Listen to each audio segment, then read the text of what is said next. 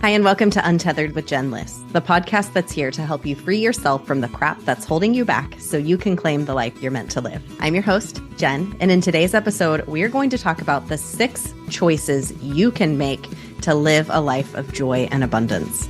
Let's go.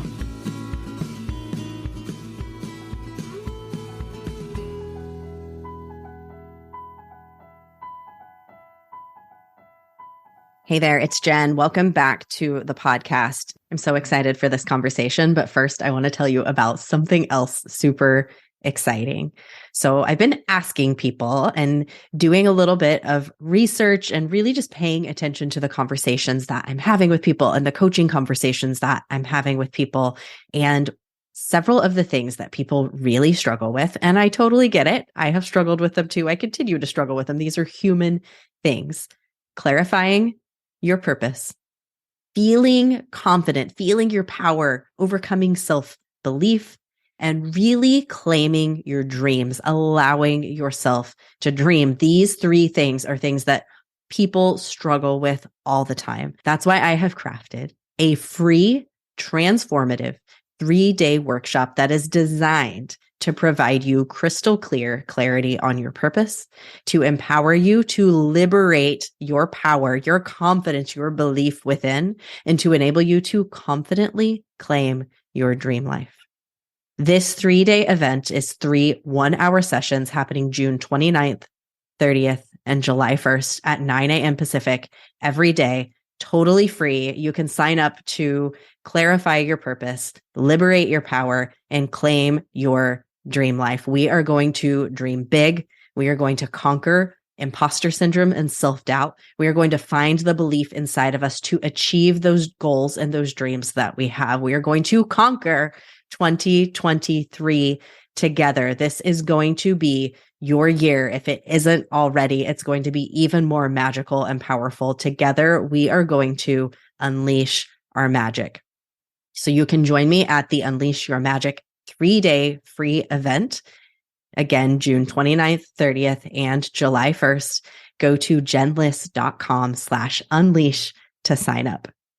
All right, let's get back to the interview. Today in this episode, we have an amazing guest, Erin Ramsey. So Erin is a speaker, an author, and a lavender farmer. She's an amazing, amazing person. And what she does is she speaks and writes on the topic of helping people to live more abundantly, more joyfully, and to do the things in the world that they want to do. She's the perfect guest for this podcast. And I'm so excited for her to come and share the things that she has found that really support people in moving forward on the things that they want to do. She is a straight shooter. She's going to tell us exactly how it is. We talk about fear. We talk about the tethers that are holding us back. We talk about how to move forward on those things. It's just such a beautiful conversation. We also happen to talk about labyrinths. So get ready for this really great conversation. Everyone, introducing Erin Ramsey. Hi, Erin. Hi, Jen. Thanks for having me.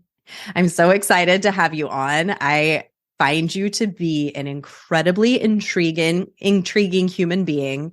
And you're also out there you've done some big things and you're currently doing some big things. You have a mission and you're taking action on it. So I know that my listeners are going to get so much from this podcast episode. So thanks for coming on.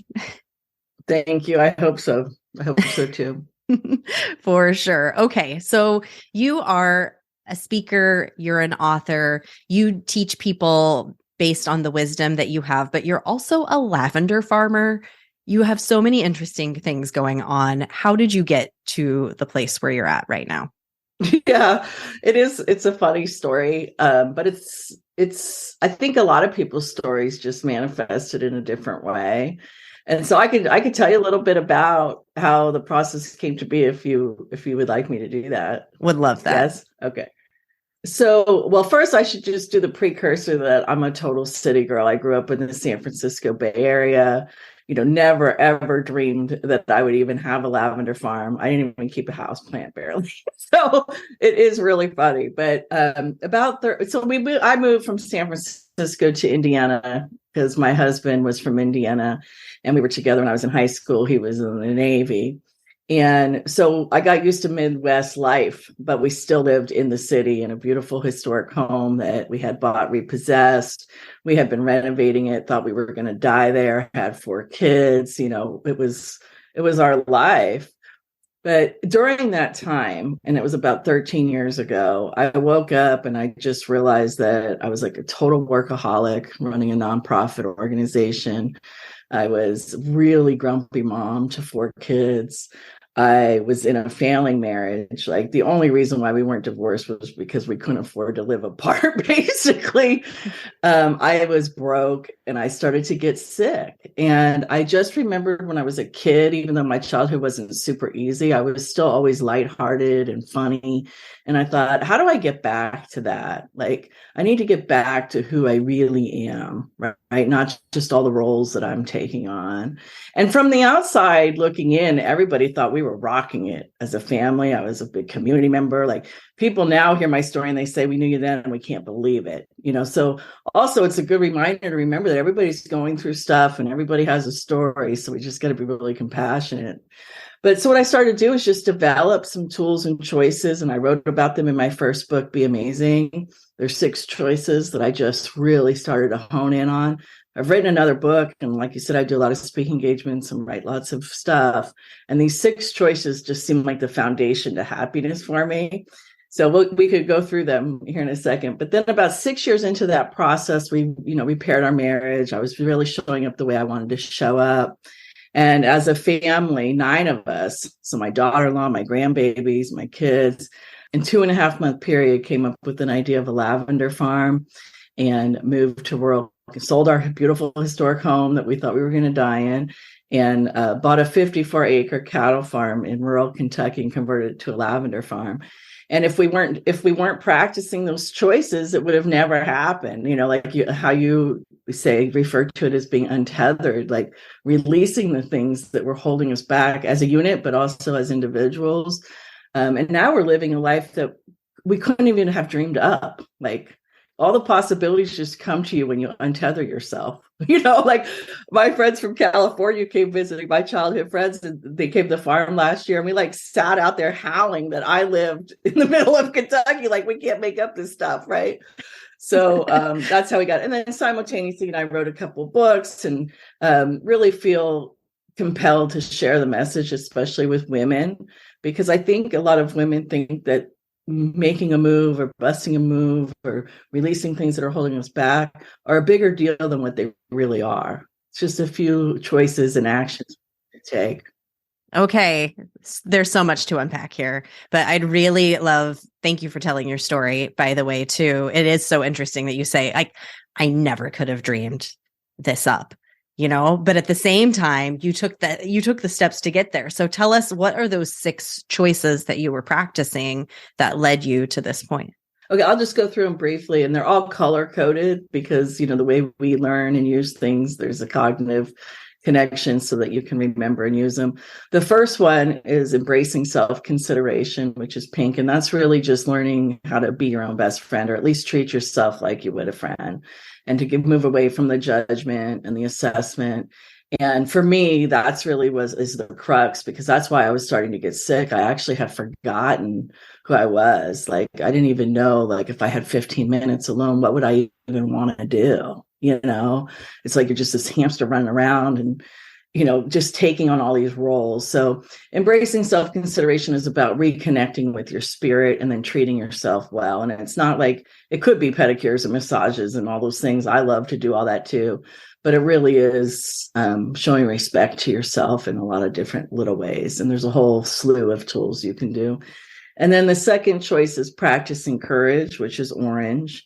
And that one, I think, is the crux probably of the purpose of your podcast is, courage is just a muscle. And that's why I refer to it as just practicing it, because the little things that we do every day, the little choices about how we decide to communicate, the little things that we tell ourselves in our mind, the big dreams that we might have in our heart, all those little things add up. And if you keep practicing, and there's tools to practice, you'll be primed and ready. So like when we get the idea and we're all 9 of us move in a 2.5-month period, from idea to move, it's 2.5 months, we're ready because we've been practicing. And so there's a lot of things you can focus on around that. But the crux of practicing courage is really being brave enough to discover and to pursue what you really want.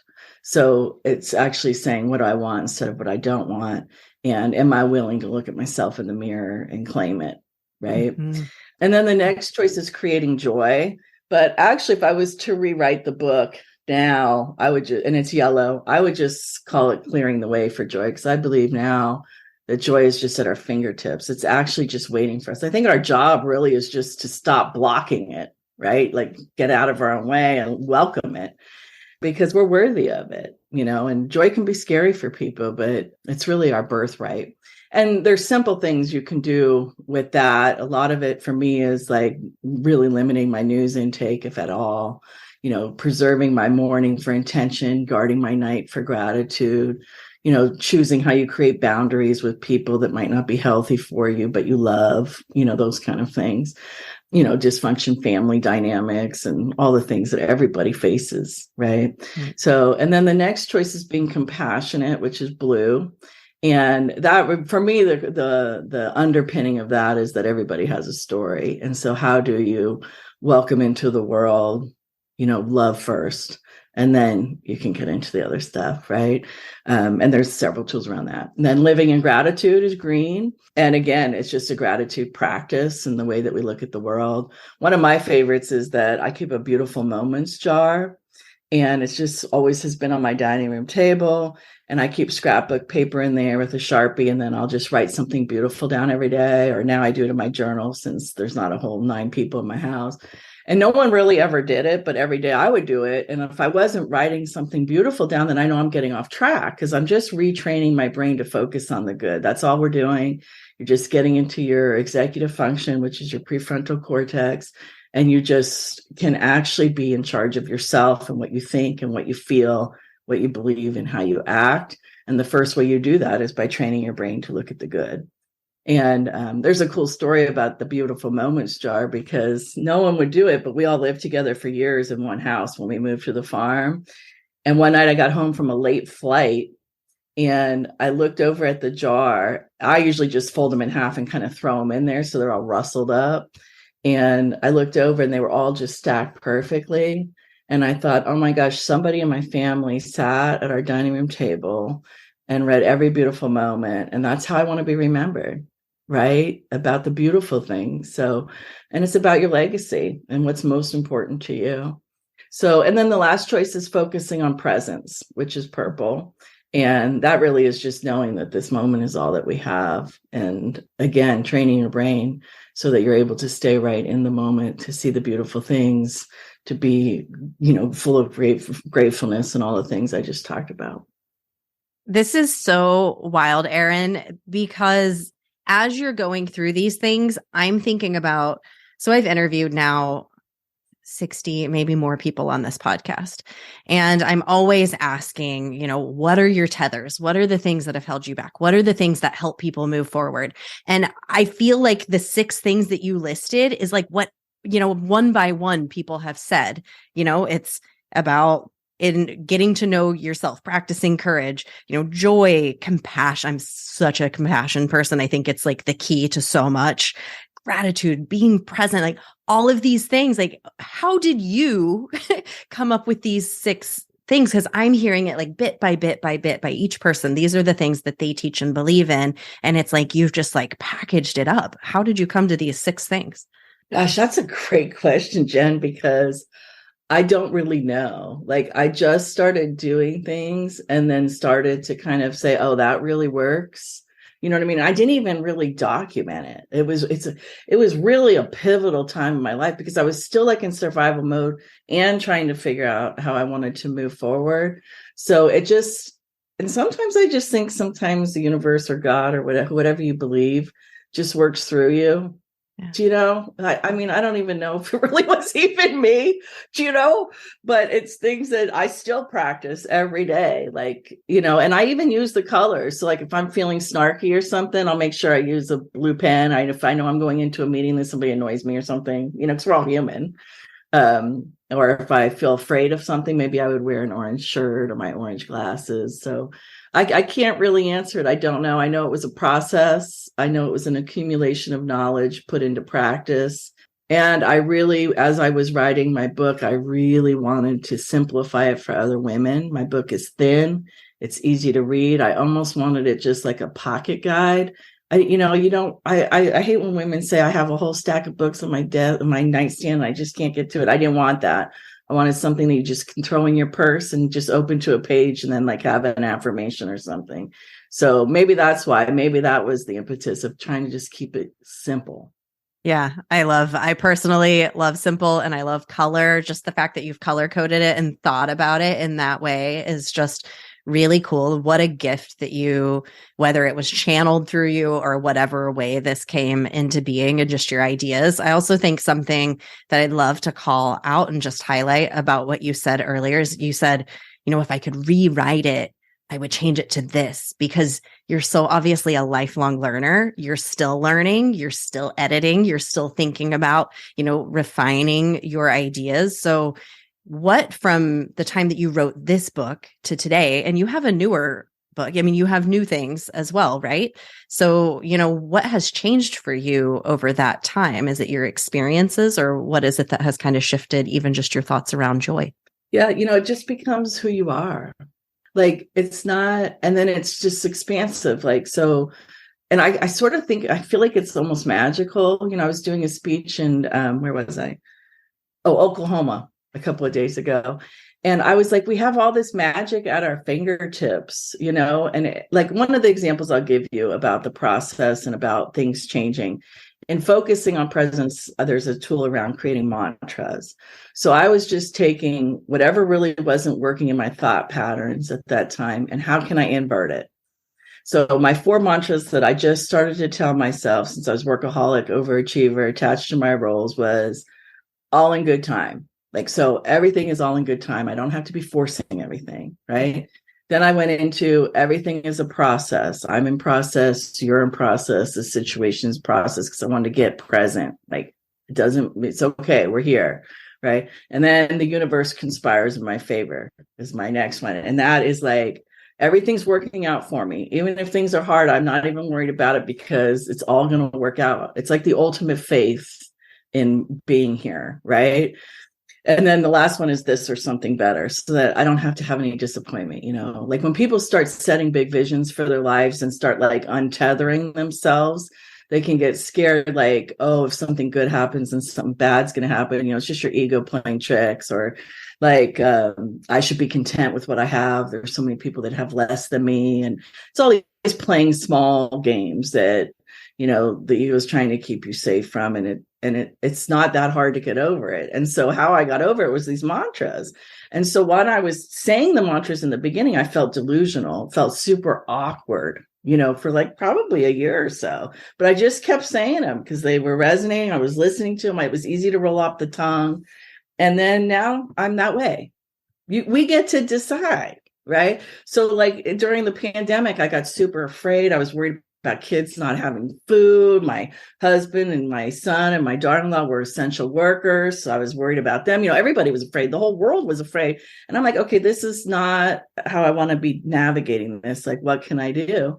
So then I did some things, like started offering free Saturday workshops so I could reach out to people all over the world and try to keep our, minds right. But at the same time, I created a mantra that uncertainty is magical. And I didn't believe it, but I kept just telling myself that, because I get to decide what I believe, right? And then I read something from like Deepak Chopra that said, when you're uncertain is where all the possibilities lie. And I'm like, exactly. Like, we're indoctrinated to think, and this is important about untethering, we're indoctrinated to think that uncertainty is, you were supposed to be afraid, but we don't need to be afraid, because it's where everything is going to open up for us when we don't know, right? And now 3 years later, I believe that now. You see, so like it's a process, and then you're able to welcome more faster. Like I feel like that's really the only thing that's changed, because the more things that I've written and read and have acted on and people I have met, I'm convinced that those 6 choices are the foundation of happiness, right? And then it just goes as your journey goes, you just expand, expand, expand. Do I have problems? Of course I do. We all live under the human condition, right? But we can get past them in a better way when we're on the right track. I could just listen to you all day. I can see why you're a speaker, why you're invited onto stages, because you're just speaking so much truth in the most relatable way. And okay, I have a question that I ask every person on this podcast, and I usually wait until like the very last question, but I'm going to ask you now, Erin, where do you see magic in the world? Like, where is magic for you? Where do you see it? You said uncertainty. Is that your answer, or is it something else? No, I think it's in everything. And as you start to clear the way, then it happens simultaneously, so that it's like you're constantly revalidated. I have so many stories, but I'll just tell you one simple one from the farm, because people might be interested in the farm. So, well, there were so many on the farm, but I'll tell you this one that I've just been thinking about lately. I'm in our little store, and it's an agritourism business. So we're open in June for people to come cut lavender, right? And it was like our first or second year open, and the customers were saying, you guys really should have some treats, like some food, like some lavender food. I'm like, oh, such a good idea, but we're all maxed out. We're all working full time. Like, I'm traveling. Like, I didn't tell that to the customer, but that's what I was thinking. Like, no, I can't take on another thing. I'm not into baking, and I'm just not going to do that, but all in good time, right? I am not kidding you. The next customer that walked in the door tells me that she just moved from Virginia Beach and sold her bakery. She starts baking the lavender stuff. Like, so it just manifests everywhere, right? That's one really bold example. But the trick is that magic is there for everyone, right? And all we have to do is see it. Like, I am no different in all these experiences of what I call magic or synchronicity or love, whatever it is. It's all there for everybody. Yeah. Okay. So if it's all there, it's there. It's always there. It's there for everybody. You say magic is everywhere. How do we see it? How do we be one of those people that has something happen, like what happened for you on the lavender farm that day, where somebody mentions something and the next person who walks in, like, can you break down what happened there? Yeah. So a lot of people who maybe want to get untethered would think, oh gosh, the customer's complaining, or, they have no idea what it is to run a business, or, my family can't help, or, whatever. Those things I did not think, but these are what maybe somebody would in that situation. But instead I was like, oh, that's not for me, but all in good time. You don't get all attached to everything. It's not like you're ambivalent, because I'm always working towards goals and wanting to do more and help more, of course. But in the moment, just be there. That's what it is. Because when you get all up in the rigmarole, then you actually block the magic. You don't have to create it. You just have to be open to it with your energy, with your thoughts, with your feelings, with your beliefs, and with your actions. But it takes those 6 choices to get there. And you were open when that person walked in the door. You had said, all in good time. That good time just happened to be within 5 seconds. But if you had, just to break this down for somebody who might be kind of like, yeah, okay, but if you had been in a negative headspace of like, I don't have time, and then somebody came in and said that, you might not have even paid much attention to the opportunity that was right in front of you. Is that right? Exactly. And then some things don't happen right away. And then some things just surprise you. But the trick is, even when things aren't going the way you think they're going to go, people start getting disappointed or feel unworthy or feel like a failure, or all those things. That blocks it all, because it's not always instantaneous. I like to tell the instantaneous ones, because for me, that's like super magic now. Do you know what I mean? But it's, all of us can look back over our life if we're open to it and say, oh, I had to deal with that person because now I can do this better. Or, oh, I had to really struggle there and learn that because now everything is preparing us if we let it, instead of being all crazy about it, negative, and not having that healthy faith and relationship with ourselves and the people and the space around us. Yeah. So everything is preparing us if we're willing to see it that way. And uncertainty can indeed be magical. Both of those two things I just want to underline. I even saw that you had actually shared, you wrote that on a Post-it note and posted on social media very recently, actually, that same sentence. And it really stuck with me. Uncertainty is magical, because the shift that can happen for us when we start looking at things differently, when you have that moment that could be a moment of frustration, and instead you think, all in good time. It's opening up a door for you instead of closing a door. You're kind of like at least slightly cracking it open, like leaving it open just in case, little room for light to come in there. Yeah. Or if I started to like start trying to search and couldn't find anybody or something, instead of getting all disappointed and stressed out about anything, it's just knowing it's going to come. It's just, there's something better. It's a process. Nothing's really that big of a deal. The big deal is how we respond. That's the big deal. It's not actually what is happening. And so there's lots of times in life, and this happens to me all the time, and I always have to remind myself, there's ebbs and flows. So sometimes like I feel like I'm not making progress. I'll get these pangs like, maybe I should choose something different. When you start really looking, when you kind of like in a slow chapter, it could be a month, it could be a year, it could be a week, it could be a day even. Like sometimes I'm not feeling creative, and then like I'll be trying to force myself to write something. What I have learned is that everything comes and goes. And so during those chapters, I just look at them as planting seeds. Right? Like I don't need to have any outside result. Right. And then there's an explosion as soon as you release it. Right. It's like playing a game. It really is. And even like on the days now, like if I'm not feeling creative or I have something to do that's hanging over my head that I'm procrastinating, all the things we do, we're all human, then I just let it go. I'm like, okay, today's just not the day, because I'll be able to do that in 5 minutes on the right day. Now some things we don't have choices. We just got to knock it off, and you should just do it so you don't hold up your day. But some things, you got to get to know yourself and where you work best. Yeah. Okay. I have a question. I'm just curious about your lavender farm. So you ended up making baked goods. What all does your farm currently entail? Just out of curiosity. Yeah. Do you sell like a lot of things? Do you just sell the lavender? Do you do tours? Like what all is available at your farm? Yeah. Well, ironically, we don't even do the baked goods anymore because the COVID hit and then we lost touch with the baker. So if you're coming to our farm, you're not getting any lavender scones this year, but maybe next year.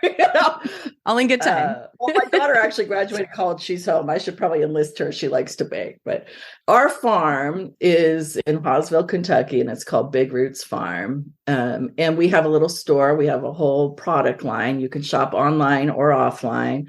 We have people come on the weekends in the high season, which is right now during June, and you can cut your own bundle. And then we have lavender lemonade. I host women's retreats here. And organizations come out for like strategic planning and renewal days. We have a labyrinth, which is very special to me and to a lot of people. And if your listeners don't know what a labyrinth is, it's an ancient form of a walking meditation.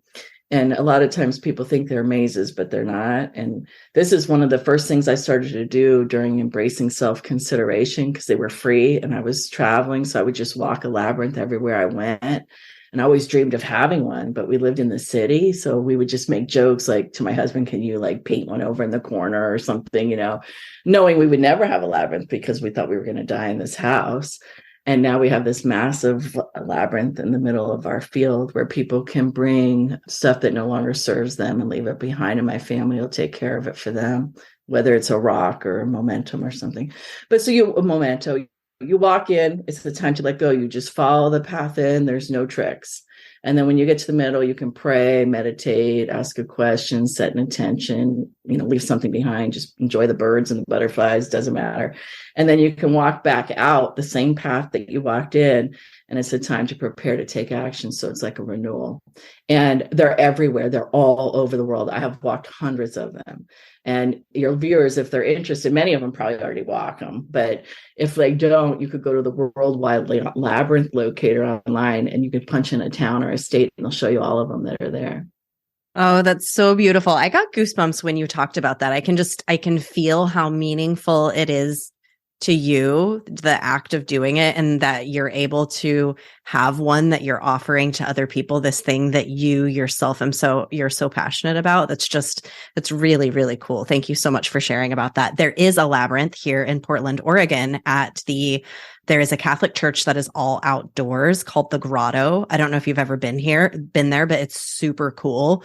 Whether you're Catholic or not, it's beautiful, but they have a labyrinth at the top that you can walk. And I have walked. It's the only labyrinth that I've ever walked. I didn't know previously. I've heard labyrinth, mostly the movie, but I didn't really know what they were. So thank you so much for defining that for the audience too, because I think they're really beautiful. There's a ton in Portland. I've walked several. I've been to Portland a lot of times.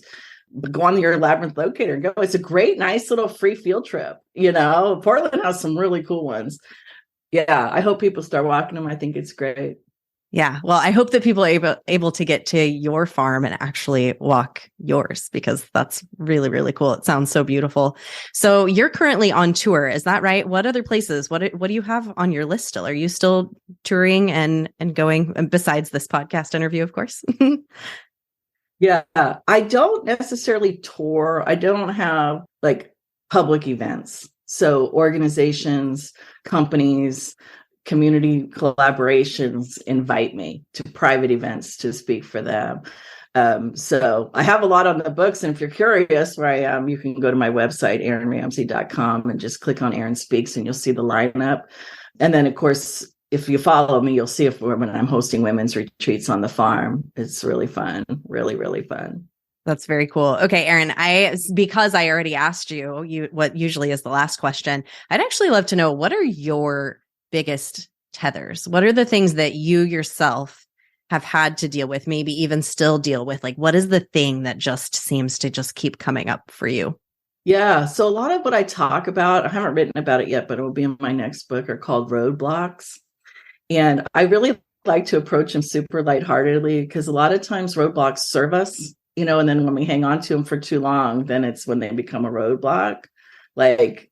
Some of them are rushing and distracted, procrastination, or, being negative or doubting yourself, playing small. My biggest one, and I still always, because, we're all under the human condition, and I call it checking out.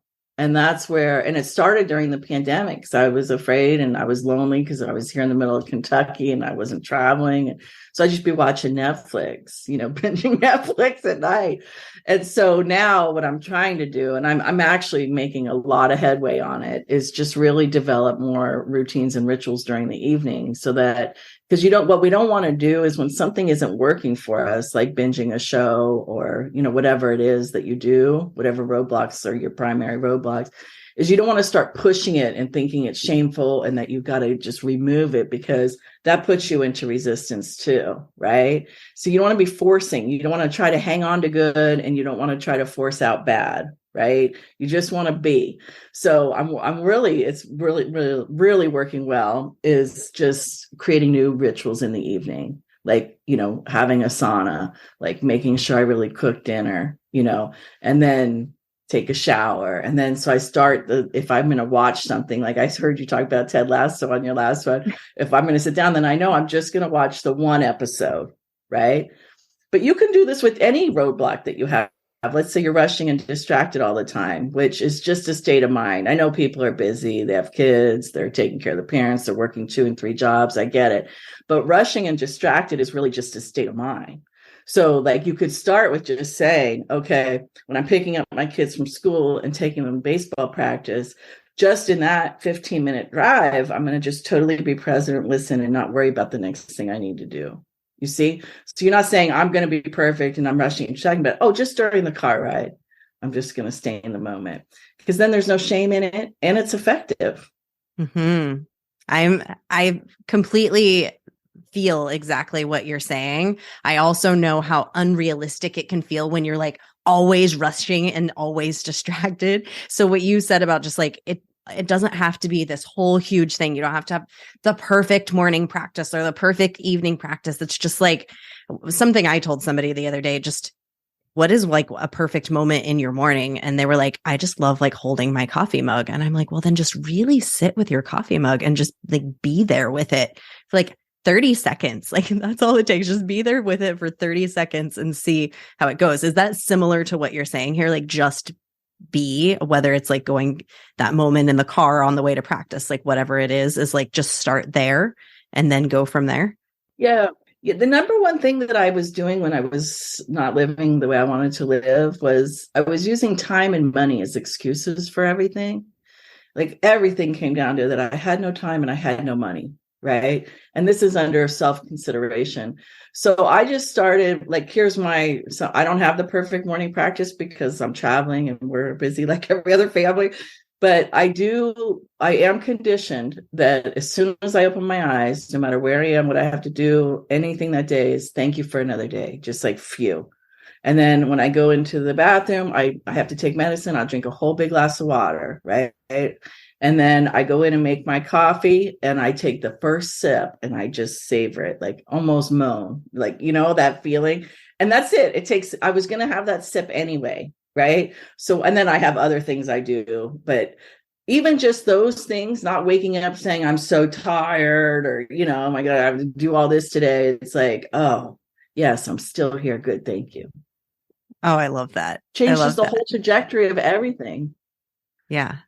Yeah. Oh, such simple things. Thank you so much for coming on the podcast and sharing. Is there anything else that we haven't covered? We've spoken so much about all of these good things. Thank you for sharing your 6 choices and your ideas around magic and synchronicity. Anything that we haven't covered that you feel like is important for people to know?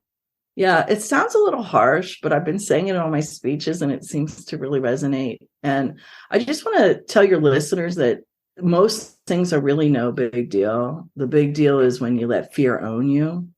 And you can do little things like I talked about earlier, but without being too in the face and it started because my sister was starting some art business and she was really scared to promote it and come up to the farm with it. And so it started with a comment to my sister, which makes perfect sense because you wouldn't really say it to anybody else.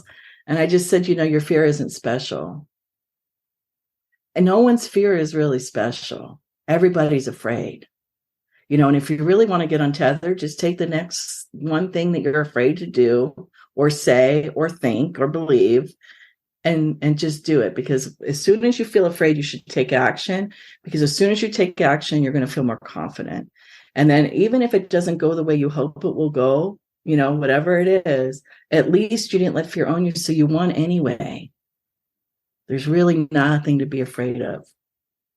Your fear is not special. That is like, I feel like it does sound harsh, but at the same time, I can feel the gravity of it. It's so real. And I also want to underline what you said about confidence. Confidence, you don't get confident and then take action. You take action and gain confidence along the way. And somebody else came on the podcast. That's what she teaches about. And it's exactly what she has learned with her research is that it comes through action. So just like that is grounded in so much research. And I know that you know this too, but just for the listener, like there's so much to that. We often think, well, I'll overcome the fear when I get confident. Well, no, actually, you have to take the action despite the fear. Yeah. And one more thing, I know we're at time and you're busy, but I just want to also say that like, a lot of people think they're going to be happy, like if they win the lottery or they lose the weight, or, I call it wishing time away.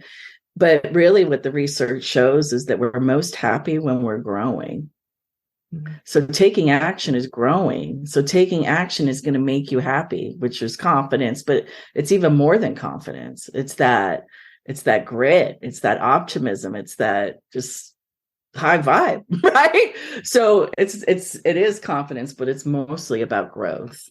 Yeah. And all that joy and goodness and fun that you get to have along the way. That's when your happiest is when you're growing. That's so beautiful. What an amazing place to end on. Okay. I'm going to put all the links in the show notes to anything of Erin's. You can go to her website. You can check out her books, like all the things. Go to her labyrinth and her lavender farm and go to one of her retreats. Thank you again so much, Erin, for coming on and sharing everything that you shared today. Appreciate it. Thank you so much for having me, Jen. Oh my gosh, wasn't that just such a great conversation with Erin? I hope you took some great takeaways for yourself. I wanted to once again go over the 6 choice points that she mentioned, which are, first of all, to have heightened self-awareness and clarity of purpose. Number 2, practicing courage. Number 3, creating joy, or as she has edited it to, stop blocking joy. Number 4, be compassionate with yourself and with others. Number 5, live in gratitude. And number 6, presence. Such beautiful choices that each of us can make every day, and imagine just the tiny little itty bitty shifts that could happen in your life if you made choices to turn into each of these 6 things instead of believing that your fear is special. That was a harsh reality check that I think we all probably could use. Well, I hope you gained something out of this podcast for yourself. If you felt like it was a good one, if you know somebody who it could help, share it with a friend. Take a little screenshot of it, share it in your stories, tag me. I will always reshare your post if you tag me. I'm Untethered Jen on Instagram. If you haven't yet and you do enjoy this podcast, it would mean the world to me if you leave a review. You can do that on Apple Podcasts. You can do that on Spotify. Many other platforms allow for reviews. Really helps this podcast get into more listening ears. Thank you again so much for listening. You just keep shining your magical unicorn light out there for all to see. I'll see you next time. Bye.